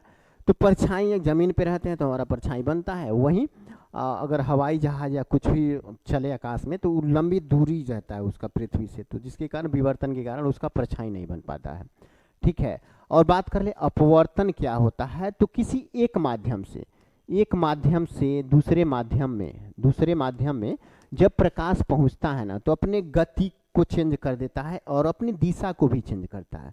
जैसे हवा से पानी में अगर प्रकाश पहुंचेगा तो अपनी गति भी चेंज करेगा और दिशा भी चेंज करेगा। तो जो दिशा हल्का हुआ मुड़ा हुआ दिखता है ना, वही क्या कहलाता है? अपवर्तन कहलाता है, ठीक है, अपवर्तन कहलाता है। प्रकीर्णन क्या होता है? तो प्रकीर्णन यही हमारा आंसर का क्वेश्चन हो, क्वेश्चन का आंसर हो जाता है। ठीक है, आकाश का रंग नीला प्रतीत होता है किसके कारण? तो प्रकीर्णन के कारण। प्रकीर्णन के कारण इसमें क्या होता है कि जिस वस्तु का, जिस प्रकाश का तरंग दैर्घ्य अधिक होता है, जिस वस्तु का प्रकाश का तरंग दैर्घ्य अधिक होता है, उसका प्रकीर्णन क्या होता है? प्रकीर्णन कम होता है। और जिसका तरंग दैर्घ्य कम होता है उसका प्रकीर्णन अधिक होता है। तो बैंगनी रंग जो है उसका तरंग दैर्घ्य कम होता है, ठीक है, तो उसमें वही तरह से प्रकीर्णन उसका ज़्यादा होता है, जिसके चलते क्या होता है? आकाश नीला दिखाई देता है, आकाश नीला दिखाई देता है। फिर देख लेते हैं धूप के चश्मे की क्षमता होती है। तो धूप के चश्मे की क्षमता जो होती है वो 0 डायोप्टर की होती है, क्योंकि इसमें हालांकि आंखों में कोई दोष के चलते नहीं ये होता है, हालांकि तेज रोशनी के चलते, चकाचौंध के चलते या पराबैंगनी किरणों से बचाने के लिए हम लोग क्या करते हैं? तो धूप के चश्मे का प्रयोग करते हैं, और ये 0 डायोप्टर का होता है। यदि बात कर लें 3 ओम और 6 ओम के प्रतिरोध समांतर क्रम में जोड़े जाएं तो संपूर्ण प्रतिरोध होगा। तो संपूर्ण प्रतिरोध निकालने के लिए खास करके समांतर क्रम में हो तो क्या करते हैं? 1/R equation 1/R1 plus 1/R2 कर देते हैं। तो इस तरह क्या हो जाएगा? 1/3 प्लस 1/6 इक्वल टू 6, और ऊपर हो जाएगा 2 प्लस 1 3, यानी कि यहाँ पे 1/2, यानी कि 2 डायोप्टर हो जाता है। 2 डायोप्टर हमारा कौन सा आंसर सही हो जाएगा? ऑप्शन सी सही हो जाएगा, सी। ठीक है, 2 डायोप्टर समांतर क्रम में है तो ऐसे करेंगे, लेकिन अगर श्रेणी क्रम में पूछ दे तो दोनों को मात्र जोड़ देते हैं, 3 और 6 यानी कि 9 हो जाएगा। वो किस कंडीशन में? तो समांतर की जगह पे श्रेणी क्रम दिया हो तब। फिर बात कर ले नेक्स्ट क्वेश्चन की, तो एक भारी नाभिक के 2 हल्के नाभिक में टूटने की प्रक्रिया को क्या कहते हैं? तो इस प्रक्रिया को, टूट रहा है तो यहाँ पे विखंडन हो रहा है, सीधी सी बात है, टूट रहा है तो विखंडन हो रहा है। यही उल्टा होता, 2 हल्के नाभिक मिलके एक भारी नाभिक बनाते वो तो वो हो जाता संलयन। ये खास करके उच्च ताप ऊर्जा रखने वालों में होती है, खास करके सूर्य और जो तारे वगैरह हैं, ठीक है, उसमें होता है। सूर्य भी हालांकि एक तारा ही है, ओके। तो सूर्य और तारों में संलयन होता है, और हाइड्रोजन बम में भी हालांकि संलयन ही होता है। फिर बात कर लें नेक्स्ट क्वेश्चन की, तो नेक्स्ट क्वेश्चन हमारा क्या कह रहा है? तो आंख में प्रकाश किरणें बाहर पारदर्शी संरचना के माध्यम से आंख के सामने स्थित डॉट डॉट में प्रवेश करती हैं। तो जो बाहर से प्रवेश करती हैं प्रकाश, वो जो कार्निया होता है उसी में प्रवेश करती हैं, कार्निया में, ठीक है। लेंस तो प्रकाश को समायोजित करता है, एक तरह से घटाता बढ़ता बढ़ता है, दूरी को कह सकते हैं, प्रकाश के आधार पे दूरी को समायोजित करना। जैसे हमको नज़दीक देखना है तो थोड़ा बड़ा करना पड़ेगा, दूर देखना है तो छोटा हो जाएगा लेंस, है ना, तो उसमें प्रयोग किया जाता है। आइरिस क्या करता है? तो ये प्रकाश की मात्रा को निर्धारित करता है, प्रकाश की मात्रा कि कितना प्रकाश हमारी आंखों में जाएगा उसकी मात्रा को निर्धारित करता है, ठीक है। ये प्रकाश को, अधिक प्रकाश को हमारी आंखों में जाने से रोकता है। अब बात कर लें नेक्स्ट क्वेश्चन की, तो नेक्स्ट क्वेश्चन हमारा हो जाता है, निम्नलिखित में से कौन सा भौतिक सिद्धांत रॉकेट इंजन, जेट इंजन और अपस्फीति वाले गुब्बारों द्वारा पैदा होने वाले प्रतिरोध की व्याख्या करता है? तो न्यूटन की गति का तीसरा नियम जो है, न्यूटन की गति का जो तीसरा नियम है, उनके टोटल 3 नियम है, उसमें का तीसरा नियम क्रिया प्रतिक्रिया का है, क्रिया प्रतिक्रिया का है, ठीक है, क्रिया प्रतिक्रिया का। तो अगर रॉकेट इंजन देखिएगा, रॉकेट लॉन्च होता है तो उस कैसे होता है? रॉकेट इंजन लॉन्च होगा तो अपने नीचे से क्या करेगा? तेज गति से गैसों को विस्थापित करता है, छोड़ता है, जिसके प्रतिक्रिया स्वरूप वो ऊपर जाता है, ठीक है। तो ये क्रिया का प्रतिक्रिया हो गया। सेम वैसे ही होता है जेट इंजन में। और अपस्फीति वाले गुब्बारों में ये कैसे होता है? तो गुब्बारा फुला के आप बिना बांधे उसको छोड़िएगा तो एक तरफ गैस निकलेगा, तो पीछे उसके प्रतिक्रिया स्वरूप गुब्बारा भागेगा, ठीक है। तो ये सब किसके कारण होता है? तो गति के तीसरे नियम के कारण। फिर बात कर लें परमाणु अभिक्रिया में उत्पन्न उच्च आवृत्ति विकिरण, ठीक है। परमाणु अभिक्रिया में उत्पन्न उच्च आवृत्ति विकिरण का नाम बताइए। और रेडियोधर्मी नाभिक द्वारा उत्सर्जित किया जाता है, जिसका उपयोग कैंसर कोशिकाओं को नष्ट करने के लिए दवा में किया जाता है, ठीक है। तो हालांकि देखिए रेडियोधर्मी जो तत्व होते हैं उसमें से तीनों निकलते हैं, अल्फा बीटा गामा तीनों निकलते हैं, लेकिन कैंसर को समाप्त करने का जो कार्य करता है वो गामा किरणें ही करती हैं, ठीक है, गामा किरणें ही करती हैं। एक्स किरणें तो इमेजिंग बनाने में, इमेज बनाने के लिए हालांकि प्रयोग होता है, खास करके है ना। एक्सरे जब कराते हैं तो देखते ही हैं, हड्डियों का इमेज बनाता है। पराबैंगनी किरणें तो ये तो सूर्य के प्रकाश से निकलता है, जो हमारे त्वचा के लिए बहुत हानिकारक होता है। त्वचा कैंसर जो होता है इसी के चलते होता है, ठीक है। ओजोन लेयर जो हम लोग पढ़ते हैं, ओजोन लेयर के बारे में, वो क्या करता है, तो पराबैंगनी किरणों को ऑब्जर्व कर लेता है, हालांकि इसको पृथ्वी पे नहीं पहुंचने देता है, जिसके चलते हम लोग स्किन कैंसर से बच जाते हैं, ठीक है। प्रकाश तरंगे, हालांकि ये तो स्पेक्ट्रम है।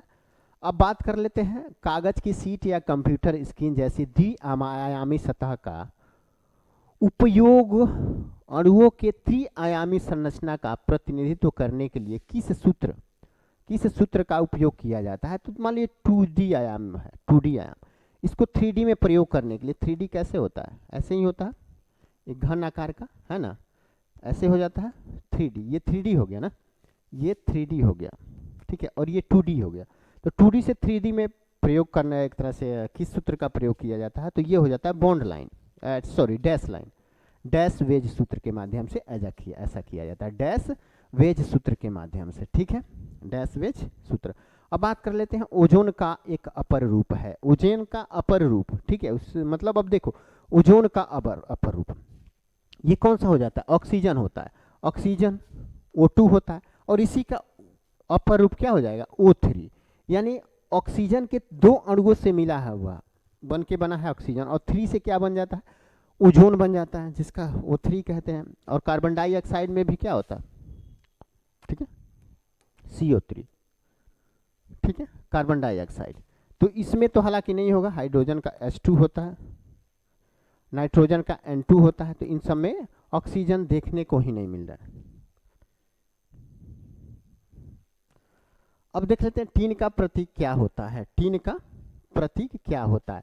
तो जो SN होता है वो टीन का होता है, ये सिलिकॉन का होता है, SI सिलिकॉन, ठीक है,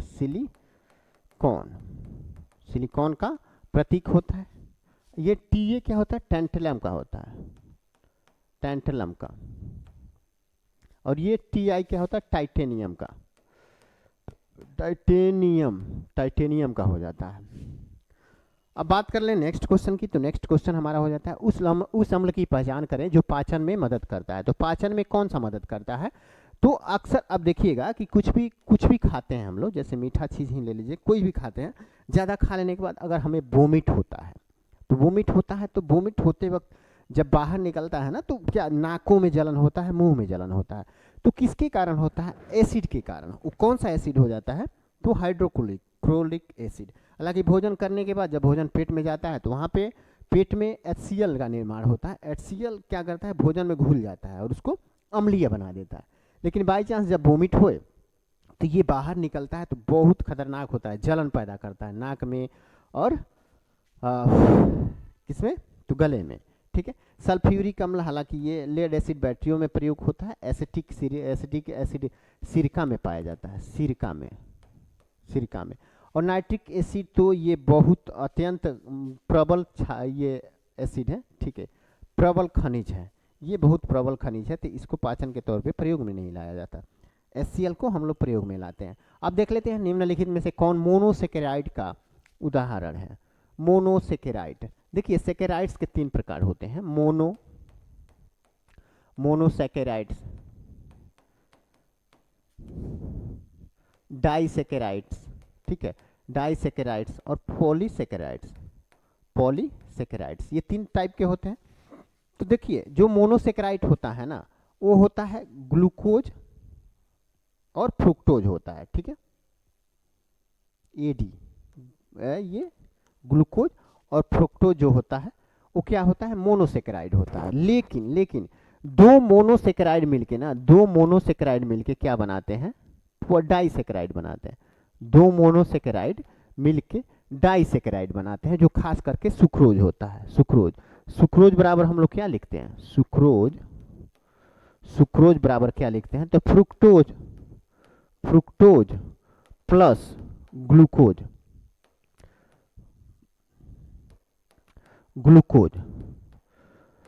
फ्रुक्टोज और ग्लूकोज मिलके क्या बनाते हैं, तो सुक्रोज का निर्माण करते हैं, ठीक है, जो क्या है, जो एक डाइसेकेराइड है, ठीक है। तो यानी कि दो मोनोसेकेराइड मिलके क्या बना रहा है, एक डाइसेकेराइड मिला बना रहा है। और बहुत सारे मोनोसेकेराइड मिल जाएं तो क्या बन जाएगा, पॉलीसेकेराइड बन जाता है, पॉलीसेकेराइड। ठीक है, बहुत सारे मोनोसेकेराइड्स मिल जाएं तो क्या बन जाएगा, पोलोसेकेराइड्स। और मात्र दो मोनोसेकेराइड्स मिले तो क्या बनेगा, डाइसेकेराइड्स। तो यहाँ पे फ्रुक्टोज और ग्लूकोज ये क्या है, तो मोनोसेकेराइड्स हैं। वहीं सुक्रोज क्या है, तो ये डाइसेकेराइड्स है। और स्टार्च जो है ना, स्टार्च ये क्या हो जाता है, तो ये पॉलीसेकेराइड्स हो जाता है, पॉलीसेकेराइड्स हो जाता है, ध्यान रखिएगा। आगे देख लेते हैं हम लोग। हमारा सही आंसर ए और डी यानी कि बी में है, वही होगा। प्रोपेन में क्रमशः कितने कार्बन और हाइड्रोजन परमाणु होते हैं, तो प्रोपेन किस समूह का है, तो प्रोपेन ये एल्केन समूह का है। एल्केन, एल्कीन और एल्काइन का नाम सुना होगा। तो जो एल्केन होता है तो इसी समूह का है। तो इसका फार्मूला क्या होता है, ठीक है,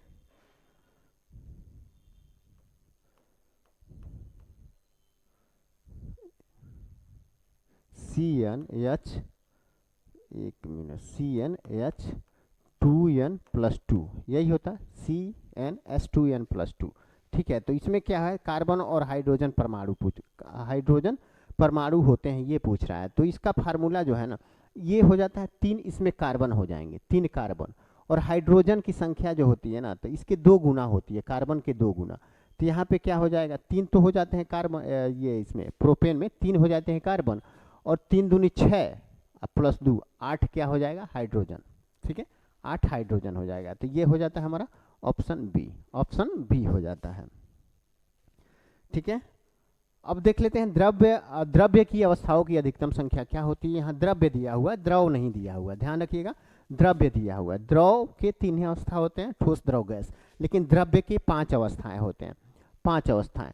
ठोस, द्रव, गैस ये तो सबको पता है। चौथी अवस्था प्लाज्मा हो जाता है, प्लाज्मा ये चौथी अवस्था है। और 5वां अवस्था क्या हो जाता है, तो 5वां अवस्था होता है बोस आइंस्टीन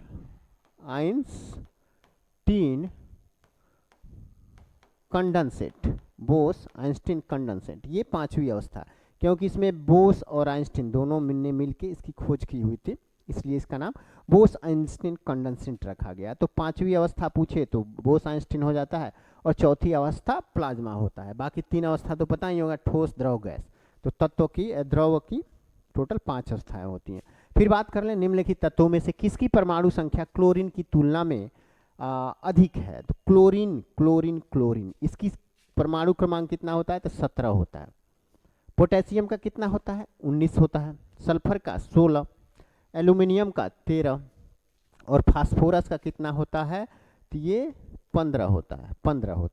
तो कौन 17 से ज़्यादा है, तो एक ही है, पोटेशियम। ठीक है, पोटेशियम सही हो जाता है। आगे हम लोग देख लेते हैं, निम्नलिखित में से किस कोशिकाओं में नाभिक नहीं होते हैं। तो नाभिक किसमें नहीं होता है, तो नाभिक लाल रक्त कोशिकाओं में नहीं होता है। वो इसलिए नहीं होता क्योंकि अधिक मात्रा में इनको ऑक्सीजन वगैरह वहन करना रहता है, इसलिए इसमें नाभिक नहीं होता है। मोनोसेकेराइड क्या है, तो WBC को ही, व्हाइट ब्लड सर्कल्स, WBC को ही हम लोग क्या कहते हैं, मोनोसेकेराइड्स कहते हैं। प्लेटलेट्स तो हालांकि ये तो रक्त का एक हिस्सा हो जाता है। ठीक है, अब बात करें पेनिसिलिन का आविष्कार किसने किया था, तो पेनिसिलिन का आविष्कार किए थे अलेक्जेंडर फ्लेमिंग ने। ये बाई चांस में कर दिया था। ठीक है, पेनिसिलिन का आविष्कार गलती से इनसे हो गया था, अलेक्जेंडर फ्लेमिंग। लाइकेन, ठीक है, लाइकेन जो एक नग्न चट्टान पर भी पारिस्थितिकी अनुक्रम को प्रारंभ करने में सक्षम है। यानी कि ये जो लाइकेन होता है ना, ये नग्न चट्टानों पे भी उगता है। ठीक है, वास्तव में किसके सहजीवी साहचर्य हैं, तो जो लाइकेन है वो 2 यानी कि शैवाल और कवक से मिलके बने होते हैं, ये दोनों का सहजीवी रूप है।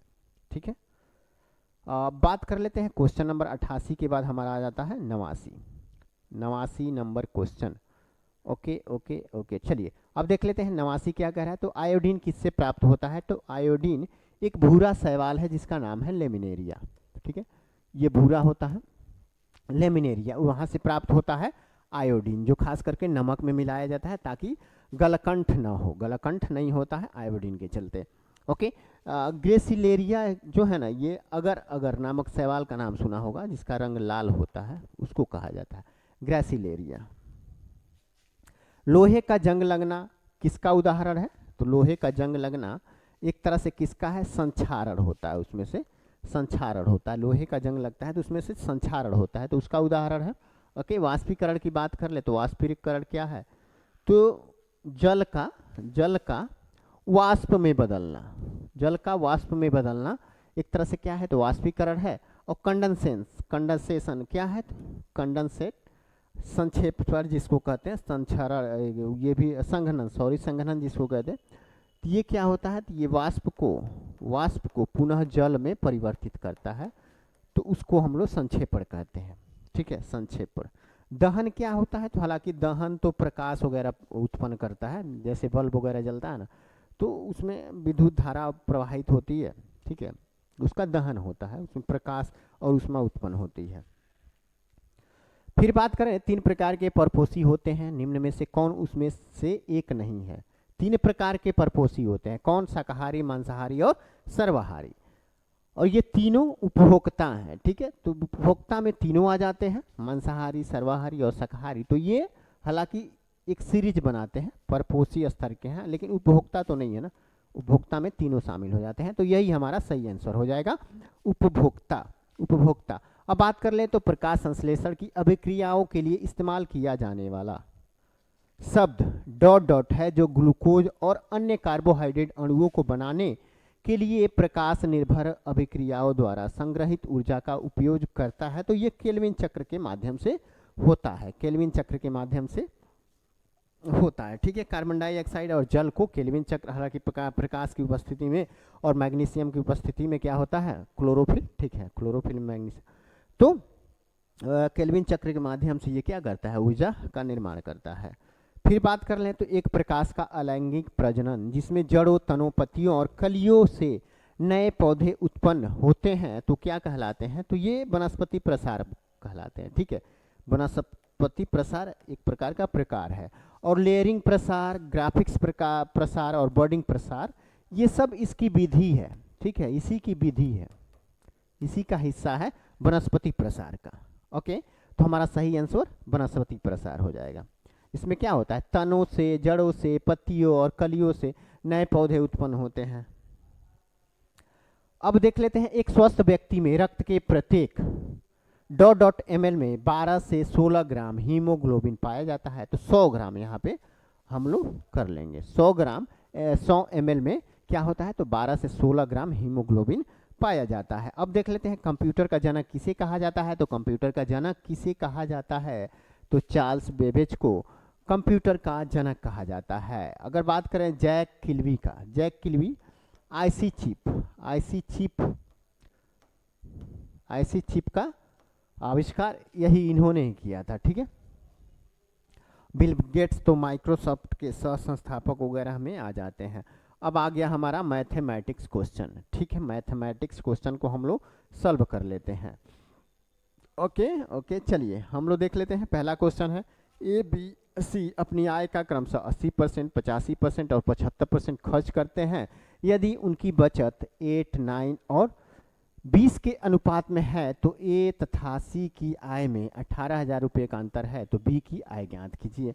तो ऐसे हम लोग क्या करेंगे? सबसे पहले हम लोग क्या करेंगे कि इसको हम लोग, इसका जो क्या है, खर्च और बचत, ये दो चीज़ें दिया हुआ है, तो हम लोग क्या करते हैं, इसकी इन लोग की आय को सीक्वेंस में कर देते हैं। तो सबसे पहले सीक्वेंस में करने के लिए क्या करना पड़ेगा? तो देखिए, 8 संबंध 9 संबंध 20 के संबंध में इनका बचत है, 8, 9 और 20 के रेशियो में इनका बचत है। ठीक है, तो अगर ये हमको कन्वर्ट करना है टोटल आय में, तो क्या करेंगे हम लोग? सबसे पहले जो बचत है ना, तो बचत से इसकी तुलना कर देंगे। तो 80% खर्च है, तो बचत 20% हो जाएगा। ठीक है, और ये 9 किसका दिया है? 85 का रेशियो 9 है, तो 85 में 85% तो खर्च है, बचत कितना है? 15% है, और इसमें बचत कितना है? तो 25% है। ठीक है, ये हो गया। अब देखो, इसको हमको क्या करना होगा? सबसे पहले नीचे एलसीएम लेना पड़ेगा, है ना। एलसीएम लगभग क्या हो जाएगा, तो 300 आ जाएगा, 300 एलसीएम हो जाएगा। और 300 ये कितने बार में जाएगा, तो 20 15 बार में 15 और 120, ये 120 के रेशियो में हो गया। 15 दूनी 30, 3 9, ठीक है, 9 दूनी 18, 180 हो जाता है। और ये क्या हो जाएगा 25 यानी 12, 12 दूनी 24, 240। इस रेशियो में इनका क्या आ गया, ये रेशियो में क्या आ गया, इनका आय आ गया, आय सीधे निकल गया रेशियो में, ठीक है। अगर हम बात कर लें सीधे यहाँ से, हम अगर बी की आय निकालना हो तो यहाँ से भी निकाल सकते हैं, ठीक है। बी की आय, ये तो बी हो गया, ये ए हो गया और ये सी हो गया, है ना। ये इन लोग का आय निकल गया, क्योंकि यहाँ पे रेशियो दिया हुआ है, यहाँ पे परसेंटेज दिया है बचत का, यानी कि यह 8 रेशियो बराबर 20% होता है, तो उसका आय हम लोग इस तरीके से निकाल लिए। अब देखो इसको मिनिमाइज कर देते हैं, मिनिमाइज करके सॉल्व करते हैं, तो मिनिमम रेशियो में इसको लाते हैं तो ये हो जाएगा 60 दूनी 60 तिहाई और 60 चौको, ठीक है। अब देखो इन दोनों के बीच अंतर क्या कर रहा है, 2 और 4, यानी ए और सी के बीच, ए और सी की आय में 18,000 रुपये का अंतर है। तो देखो अंतर कितना है, 2 का अंतर है, यानी कि 18,000 के बराबर, 2 का अंतर 18,000 के बराबर है ना। तो वही क्या कर रहा है, बी की आय ज्ञात करना है, तो बी 3 दिया हुआ है, 2 कितने के बराबर है, 18,000 के बराबर, तो 3 कितने बराबर हो जाएगा, तो 9 दूनी 18, 9 3 27,000 के बराबर हो जाएगा, 27,000 के बराबर हो जाएगा, ठीक है। इस तरीके से बहुत आसान तरीके से हम लोग सॉल्व कर सकते हैं, नहीं तो प्रोसेस देखिएगा तो बहुत लंबा चौड़ा इसका हो जाएगा। तो 27,000 हो जाता है, तो ये कौन सा हो जाएगा, ऑप्शन बी सही हो जाएगा, ऑप्शन बी सही हो जाता है। अब नेक्स्ट क्वेश्चन हम लोग देख लेते हैं। नेक्स्ट क्वेश्चन हमारा क्या दिया हुआ, ए और बी एक कार्य को क्रमशः 14 दिन में और 18 दिन में कर सकते हैं। ए 6 दिनों के लिए अकेले काम करता है, फिर काम छोड़ देता है। शेष कार्य को पूरा करने के लिए बी द्वारा आवश्यक दिनों की संख्या ज्ञात करना है। ओके, तो अब देख लेते हैं इन लोग दोनों का एलसीएम निकाल लेते हैं, ठीक है। 1/14 और 1/18 कर लेते हैं। अब देखो इन दोनों का एलसीएम कितना हो जाएगा, 126 हो जाएगा, ठीक है। 14 18 का 126 हो जाएगा, 14 9 18 7, है ना, 18 7 126, 14 9 126। यानी कि अब देखेंगे यहाँ की जो 14, यानी कि ये जो है जो 14 दिन में पूरा काम समाप्त कर सकता है, तो टोटल यूनिट अगर 126 है तो 14 जो है एक दिन में 9 यूनिट काम कर सकता है। वहीं ठीक है बी एक दिन में 7 यूनिट काम कर सकता है। तो यहाँ पे ये देखो ये क्या कर रहा है, ये कितने दिन कर रहा है, 6 दिन कर रहा है, वहाँ लास्ट में 6 दिन, तो 9 छक्के 54, यानी कि 126 में से 54 यूनिट तो ए के द्वारा कर लिया गया। अब बचा कितना, तो 126 में से 54 घटाएंगे तो बी के द्वारा यानी कि 72 दिन बचेगा, ठीक है। 126 में से 54 घटाएंगे तो 72 दिन बचेगा, ओके, और 72 दिन बचेगा, ठीक है। और यहाँ पे 7 यूनिट एक दिन में बी कर रहा है, बी 7 यूनिट एक दिन में कर रहा है, तो टोटल कितना दिन लगेगा इसको कार्य पूरा करने में। तो बस 7 नीचे ला के बटे कर देते हैं तो x का वैल्यू हमारा निकल जाएगा, 7 दहा में 70 बट 2 सही 7, ठीक है, 2 सही 7। कितना आसान है ना, एलसीएम निकाल दिए, ठीक है। एक दिन में टोटल 126 यूनिट अगर करना हो तो एक दिन में 9 यूनिट कर रहा है, वही बी एक दिन में 7 यूनिट कर रहा है, ठीक है। और ये 6 दिन तक करता है, ए 6 दिन तक करता है तो 9 यूनिट एक दिन में कर रहा है, तो 6 दिन में 54 यूनिट कर लेगा। अब बचेगा कितना बी के लिए, तो 54 यूनिट 126 में से घटा देंगे तो 72 यूनिट बचेगा। तो 72 यूनिट बी कितने दिन में करेगा, यदि बी एक दिन में 7 यूनिट कर रहा है तो 7 से 72 को भगा दे देंगे, 10 सही 2/7 सही आंसर हो जाएगा, हमारा बी सही हो जाएगा। फिर नेक्स्ट क्वेश्चन हम लोग देख लेते हैं। एक आदमी कुल 15 में एक जैसे 15 वस्तुएं खरीदता है, यानी 15 रुपये में 15 वस्तु खरीद रहा है। यदि वह उनमें से प्रत्येक को 1.23 में बेचता है तो उसका लाभ प्रतिशत क्या होगा। तो ये तो बहुत सा सिंपल है, यानी लाभ कितना हो रहा है, 0.23 हो रहा है, कितने में, एक में, तो 0.23 बटे 1 इंटू 100 कर देंगे। तो ये यहाँ से दशमलव को हटाने के लिए हमको सीधे क्या करना पड़ेगा, नीचे 2 जीरो बढ़ाना पड़ेगा ना। तो 100 से ये 100 खत्म हो गया और 23% हमारा शुद्ध प्रॉफिट हो गया। तो ये किस में है 23%, तो ऑप्शन ए में ही है, ऑप्शन ए में ही 23% है। ठीक है, अब देख लेते हैं नेक्स्ट क्वेश्चन हम लोग का 99 नंबर का क्वेश्चन। प्रथम 35 प्राकृतिक संख्याओं का औसत कितना होगा। तो ये सिंपल सा है, इसको क्या करते हैं n+1/2 कर देते हैं, n+1/2। यहाँ ध्यान देना है कि प्रथम 35 प्राकृतिक संख्याओं का औसत पूछ रहा है। तो यहाँ पे एक चीज़ देखेंगे, ये सम में है कि विषम में है। अगर विषम में है तो उसका फार्मूला होता है n+1/2, अगर सम में है तो उसका सिंपल फार्मूला होता है n/2। ठीक है, n/2। ओके, तो यहाँ पे क्या हो जाएगा n+1/2 यानी कि 35 + 1 36/2 यानी कि 18 हमारा सही आंसर हो जाता है। ठीक है, 18 सही आंसर हो जाता है, इसका औसत हो जाएगा। फिर देख लेते हैं पहली संख्याओं का 12.5%, दूसरी संख्याओं का 37.5% है। यदि पहली संख्या में से दूसरी संख्या घटा दी जाए तो उत्तर इतना प्राप्त होता है। तो दोनों संख्याओं का योग यहाँ पे निकालना है। पहली संख्या x मान लेते हैं, तो x का कितना है 12.5% यानी 1/8 के बराबर। ठीक है, इसको 12.5/100 कीजिएगा ना तो 1/8 आ जाएगा। वहीं y बराबर कितना है तो 37.5 यानी कि 3/8 के बराबर। ठीक है, तो यहाँ x की वैल्यू अगर करते हैं तो x का वैल्यू क्या निकल के आ जाएगा, x का 8 3 के 24 और y का क्या हो जाएगा 8 निकल के आता है वैल्यू, है ना। तिर्यक गुणा इक्वल टू के अगल बगल 2 अंक हैं तो दोनों में तिर्यक गुणा कर देते हैं ना, तो वैसे ही किए तो आ गया। ठीक है, x का वैल्यू 24, y का वैल्यू कितना है 8 है। अब देखो दोनों का अंतर पहली संख्या दूसरी संख्या से इतना प्राप्त होता है, मतलब दोनों का अंतर कितना है 1428। तो दोनों में कितना अंतर है 16 का, 1428 16 का अंतर है ना। 16 बराबर कितना हो जाएगा 1428, और दोनों का योग निकालना है, दोनों संख्याओं का योग निकालना है। तो दोनों संख्याओं का योग कितना है 24 8 36 हो गया, दोनों संख्याओं का योग 36 है ना। कितना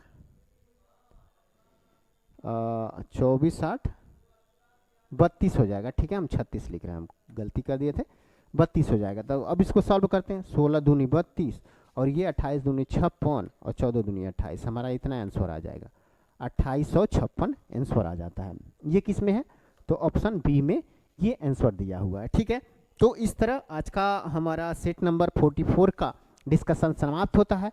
अगर आप लोगों को वीडियो अच्छा लगा हो तो लाइक ज़रूर करिए, चैनल को सब्सक्राइब ज़रूर करिए। मिलते हैं नेक्स्ट वीडियो में नए कंटेंट के साथ, तब तक के लिए सभी को टाटा बाय बाय।